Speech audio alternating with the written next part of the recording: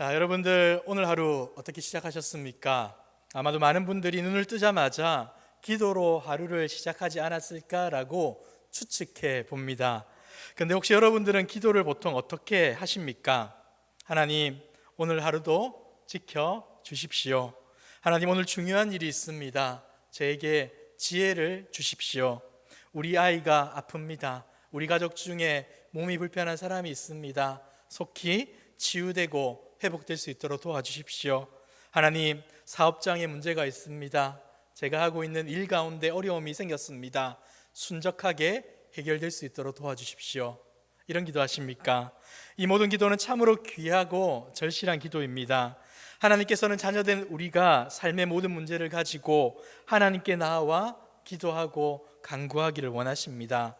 자, 그런데 만약 우리의 기도가 항상 나의 필요와 나의 문제로만 시작된다면 우리는 예수님께서 가르쳐 주신 기도의 가장 중요한 핵심을 놓치고 있는 것일지도 모르겠습니다. 우리는 흔히 기도를 영적 호흡이라고 부르죠. 숨을 쉬지 않고 우리가 살아갈 수 없는 것처럼 기도가 없이는 우리가 영적으로 살 수 없기 때문에 그렇게 말하는 것입니다. 하지만 동시에 이 기도라는 것은 영적인 GPS와도 같습니다. 우리가 어디에 있든지 삶의 방향을 하나님께로 정확하게 다시 설정해 주는 역할을 기도가 하기 때문입니다. 자, 그런데 그 GPS가 목적지를 잘못 설정하면 어떻게 되겠습니까? 엉뚱한 곳에서 헤매게 될 것이고 잘못된 곳에 가서 그곳에 머물 수도 있는 것입니다.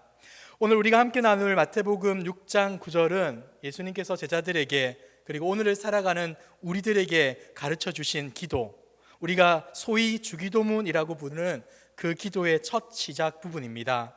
이 한 구절에는 우리가 누구에게 기도하며 기도의 방향을 어디에 두어야 하는지에 대한 모든 것이 담겨 있는데 이 기도의 첫 단추를 제대로 끼웠을 때 우리의 기도와 삶 전체가 제자리를 찾을 수 있다라고 말씀해 주고 있습니다. 오늘 제목이 뭡니까? 기도의 시작이 모든 것을 결정합니다라는 제목입니다. 오늘 이 말씀을 통해 우리의 기도의 방향을 바로잡고 기도의 우선순위를 재정립하고 하나님께서 기뻐하시는 기도의 사람으로 세워지는 그 은혜가 저와 여러분들 가운데 있기를 주님의 이름으로 축복합니다. 자, 오늘은 짧은 단락이지만 두 부분으로 나누어서 한번 살펴보도록 하겠습니다. 하늘에 계신 우리 아버지 첫 번째고 이름이 거룩히 여김을 받으시오며를 두 번째 부분으로 해서 한번 나누어서 살펴보겠습니다. 첫 번째 단락의 제목을 이렇게 잡아봤습니다. 우리는 누구에게 기도하는가? 마태복음 6장 9절을 다시 한번 더 읽어보도록 하겠습니다. 같이 한번 읽어볼까요? 시작. 그러므로 너희는 이렇게 기도하라. 하늘에 계신 우리 아버지여 이름이 거룩히 여김을 받으시오며. 아멘. 이 짧은 구절 안에는 기도의 대상인 하나님의 성품과 우리와의 관계가 놀랍도록 풍성하게 담겨져 있습니다. 이것을 한 세 가지 정도로 표현할 수 있겠는데 바로 친밀성과 공동체성 그리고 하나님의 초월성이라는 단어로 요약할 수 있을 것 같습니다. 이 세 가지를 제가 이렇게 해봤습니다. 첫 번째는 아버지에 대한 겁니다. 우리가 하나님을 아버지라고 부를 수 있다는 것이 얼마나 큰 특권인지 혹시 여러분들 생각해 보셨습니까? 예수님 당시 유대인들에게 이것은 가히 상상하기 어려운 혁명적인 일이었습니다. 그들은 하나님의 이름을 입에 담지 못할 정도로 그분을 거룩하심 앞에서 두려워하며 살아갔습니다. 그러다 보니 그들은 하나님 여호와를 부르기보다는 에둘러서 주님, 아도나이라는 그 단어를 사용하여서 하나님을 불렀습니다. 자, 그런데 예수님께서 어떻게 합니까? 그 위대하고 거룩하신 하나님을 아빠, 아버지라고 부르라 가르칩니다. 여러분, 아버지가 뭡니까? 아빠가 무엇입니까? 어린아이가 자신의 부모를 가장 친근하고 다정하게 부르는 호칭 아니겠습니까? 그러니까 어떤 격식이나 거리낌도 없이 온전한 신뢰와 사랑을 바탕으로 하나님을 아버지로 불러도 된다라고 주님께서 허락해 주신 겁니다. 예수님은 우리에게 하나님과의 바른 관계, 그것이 바로 이런 부모와 자식의 관계다라고 말씀해 주고 있다는 것이죠. 하나님은 멀리서 우리를 심판하시는 두려운 재판장이 아니라 두 팔 벌려 우리를 안아주시는 사랑의 아버지십니다라는 선언을 해주시고 있습니다. 여러분, 한번 상상해 보십시오. 어린아이가 길을 잃었다라고 생각해 보십시오. 수많은 사람들 속에서 아이는 불안하고 떨며 울부짖지 않겠습니까? 아빠, 엄마 하면서 울 겁니다. 그런데 그 순간 저 멀리에서 아빠의 얼굴을 보았을 때 아이는 어떻게 하겠습니까? 모든 두려움을 잊고 아버지를 향해 달려갈 것이고 아버지의 품에 안길 것입니다.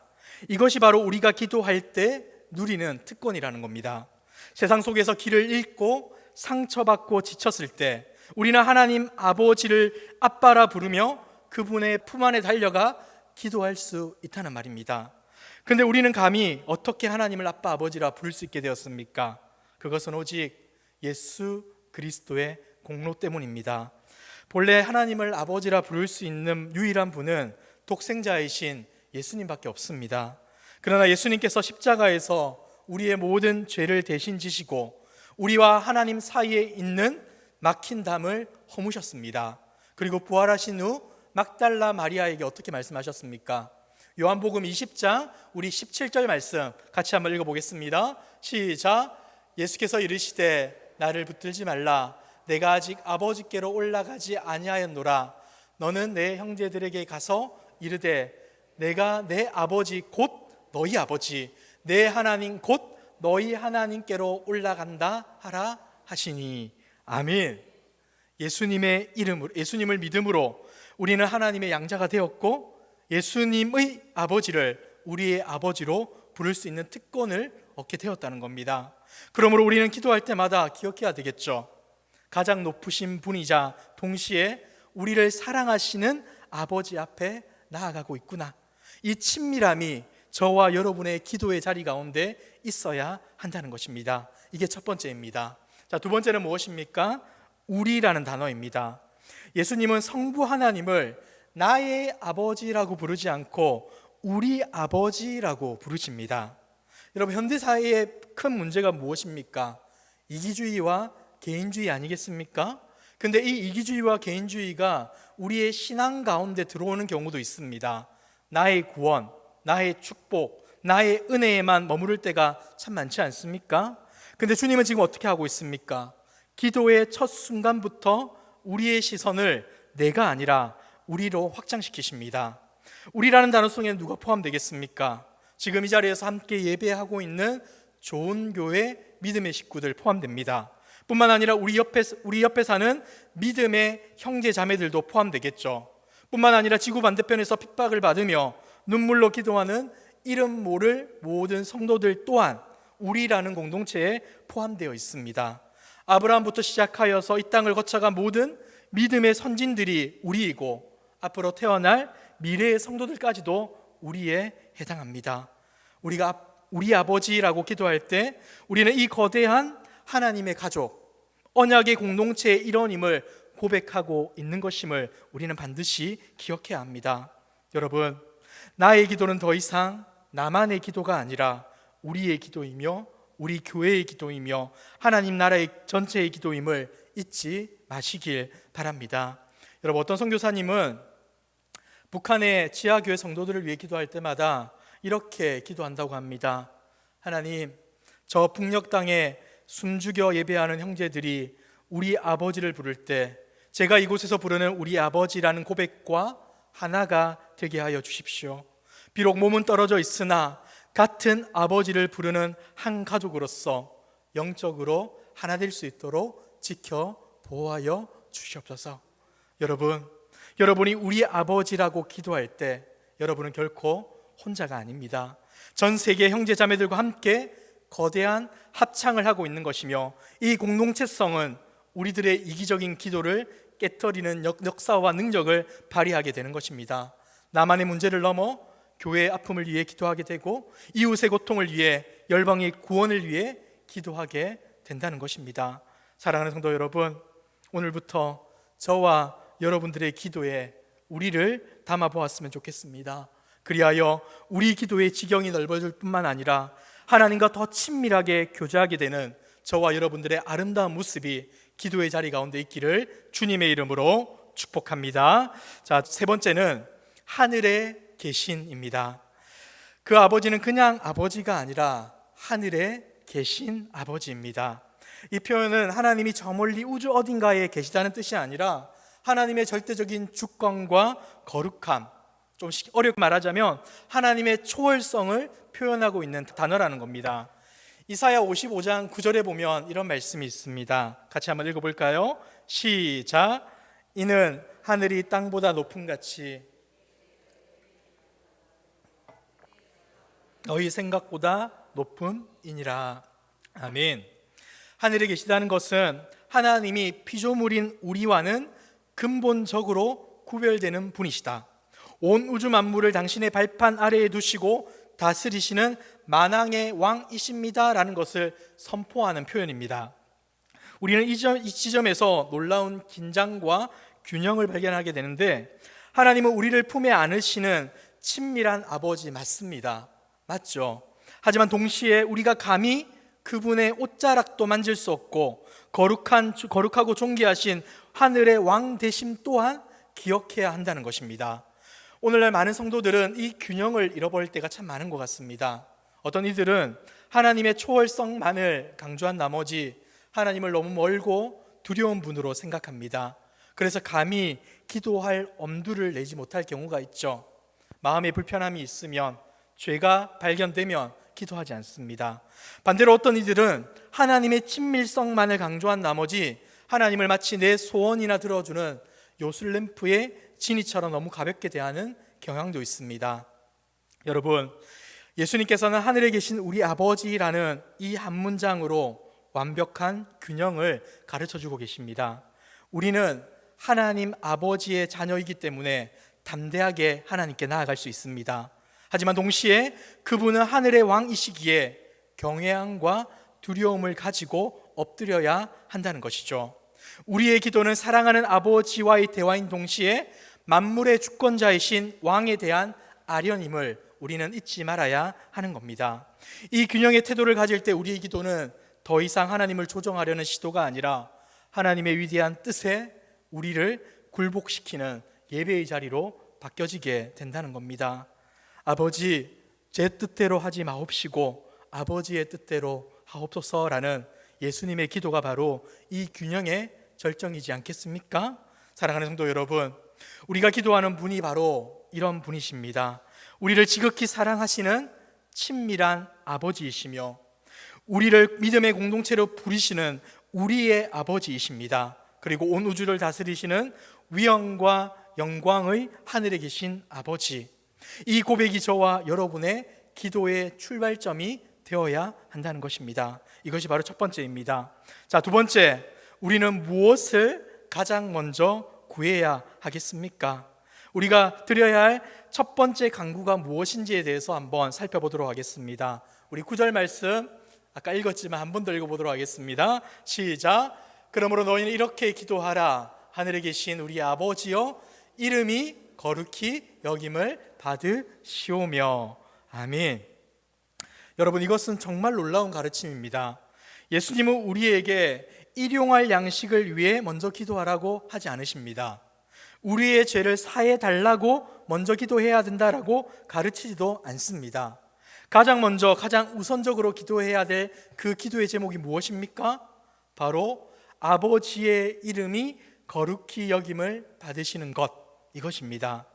우리의 기도가 철저히 나 중심에서 하나님 중심으로 전환되어야 한다라는 것을 주님이 알려주고 있다는 것이죠.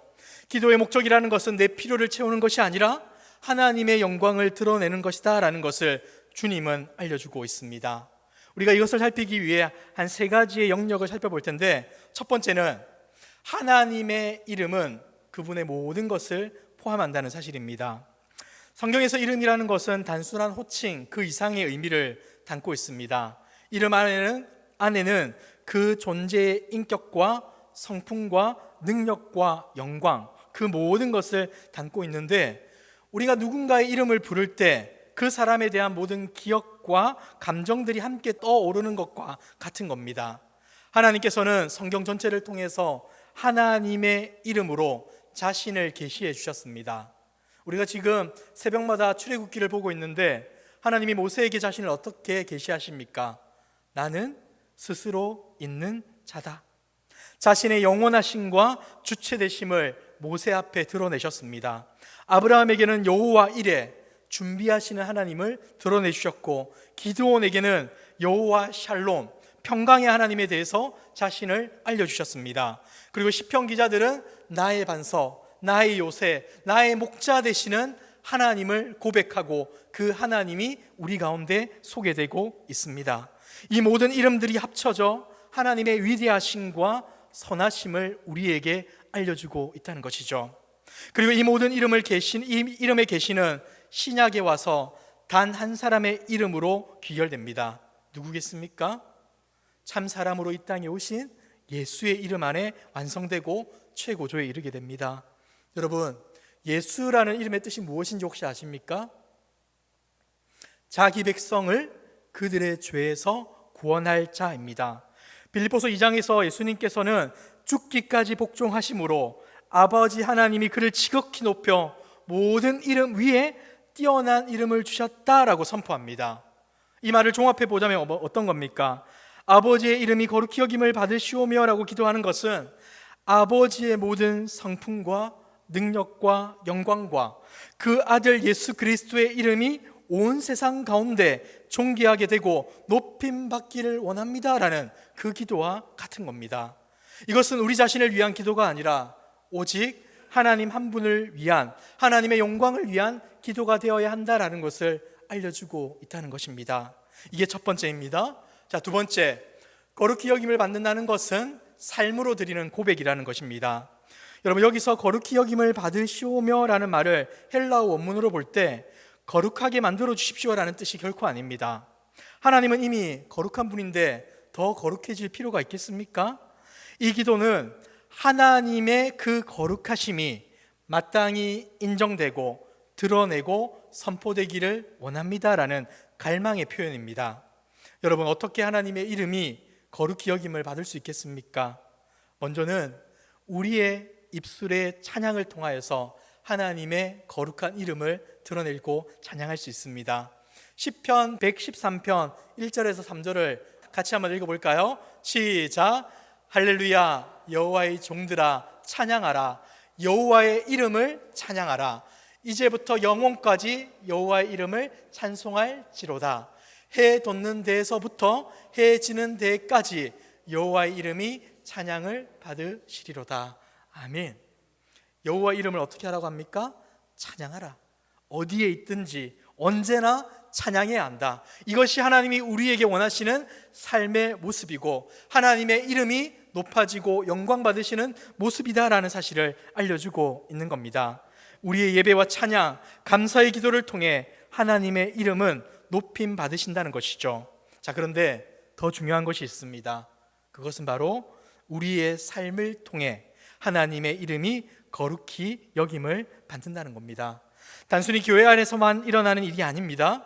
바로 우리의 가정에서, 직장에서, 세상 속에서 우리의 삶을 통해 하나님의 이름의 가치가 증명되고 드러날 수 있다는 말입니다.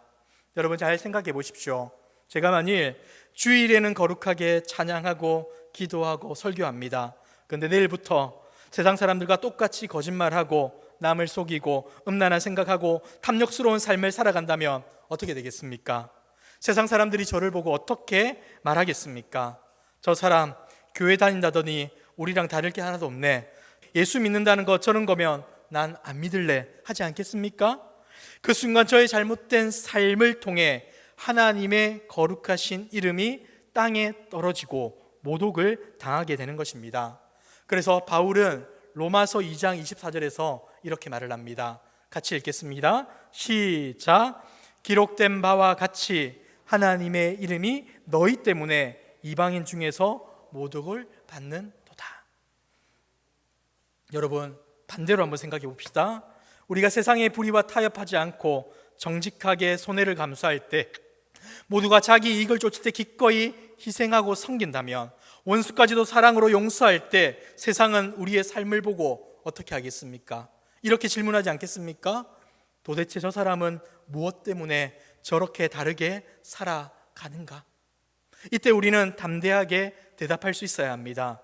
저를 다스리시는 하늘에 계신 우리 아버지, 그분은 거룩한 분이시기에 저는 그분의 이름에 합당하게 살아가고 있는 것입니다. 바로 그 순간 우리의 삶을 통해 하나님의 이름이 거룩히 여김을 받는 겁니다. 이 기도는 우리의 삶 전체를 향한 도전에 해당합니다. 하나님, 저의 말 한마디가, 저의 행동 하나하나가, 저의 모든 선택이 하나님의 이름을 빛내는 도구가 되게 하여 주시옵소서. 이게 바로 하나님이 우리에게 요청하시고 바라시는 기도의 모습이라는 것이죠. 마지막 세 번째는 이겁니다. 기도의 목적과 방향 설정입니다. 왜 예수님은 이 기도를 가장 먼저 하라고 하셨을까요? 그것은 이 기도가 우리 신앙의 대원칙이며 삶의 최종 목적이기 때문입니다. 여러분, 우리가 너무 잘 아는 소요리 문답 1문 무엇입니까?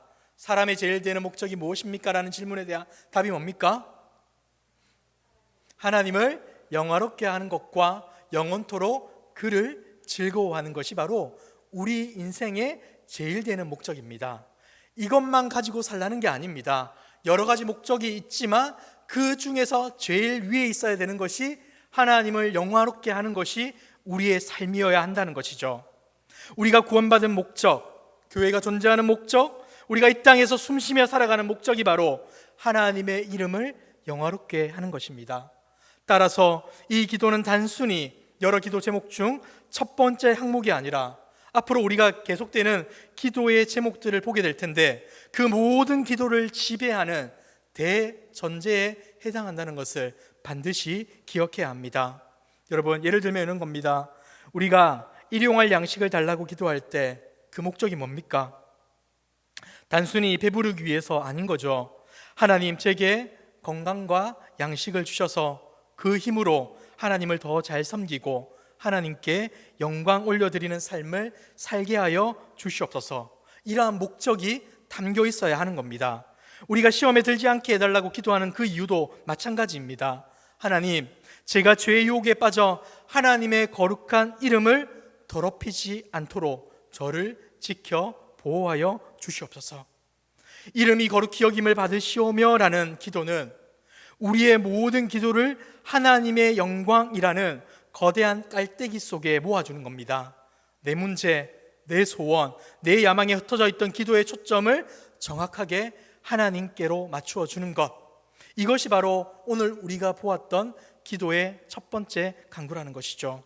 이 기도를 진심으로 드릴 때 우리의 삶은 더 이상 나를 위한 삶이 아니라 하나님의 영광을 위한 삶으로 바뀌어지고 변화하게 될 것입니다. 그리고 이 기도는 또한 가장 위대한 선교적 기도이기도 합니다. 하나님의 이름이 나의 삶을 넘어 우리의 가정에서, 우리의 교회에서, 나아가 온 열방 가운데서 거룩히 여김을 받으시기를 간구하는 기도이기 때문에 그렇지 않겠습니까? 아직 주님을 알지 못하는 모든 민족이 하나님의 이름을 알고 그 이름 앞에 무릎을 꿇고 찬양하게 되는 그날을 바라보는 종말론적인 소망이 이 주기도문의 첫 번째 강구 안에 들어있기 때문입니다. 사랑하는 성도 여러분, 말씀을 한번 맺어볼까 합니다. 오늘 우리는 주기도문의 첫 번째 구절을 통해 기도의 시작이 얼마나 중요한지를 배웠습니다. 기도의 시작은 우리가 누구에게 기도하며 무엇을 위해 기도해야 하는지를 결정하기 때문입니다. 우리는 우리를 자녀 삼아 주신 친밀한 아버지 하나님께 기도합니다. 우리는 홀로가 아닌 거대한 믿음의 공동체와 함께 기도합니다. 우리는 온 우주를 다스리시는 존귀하신 하늘 아버지, 그 하늘의 왕께 기도합니다. 그리고 우리의 첫 번째 간구, 우리 삶의 가장 중요한 목적은 이것입니다. 아버지의 이름이 거룩히 여김을 받으시옵소서. 우리의 삶을 통해, 우리의 가정을 통해, 우리의 교회를 통해 이 민족과 이 온 열방 가운데 아버지의 이름이 존귀와 영광과 찬송을 받기를 원합니다라는 기도해야 하는 겁니다. 사랑하는 성도 여러분, 오늘 이 시간 우리의 기도를 다시 한 번 더 점검해 보았으면 좋겠습니다. 혹시 나의 필요와 문제 해결이라는 엉뚱한 목적지로 우리의 기도가 설정되어 있지는 않습니까? 오늘 이 시간 우리의 목적지를 하나님의 이름, 하나님의 영광으로 다시 한번 설정해 봅시다. 그리하여 주님이 가르쳐 주신 대로 기도함으로 우리의 기도를 통하여서 하나님의 은혜와 영광이 무엇이고 하나님이 우리에게 베풀어 주시는 기도의 응답이 무엇인지를 우리의 삶의 구석구석에서 경험하고 체험할 수 있는, 그리하여 기도의 응답을 받을 수 있는 저와 여러분들의 모습이 되기를 주님의 이름으로 축복합니다.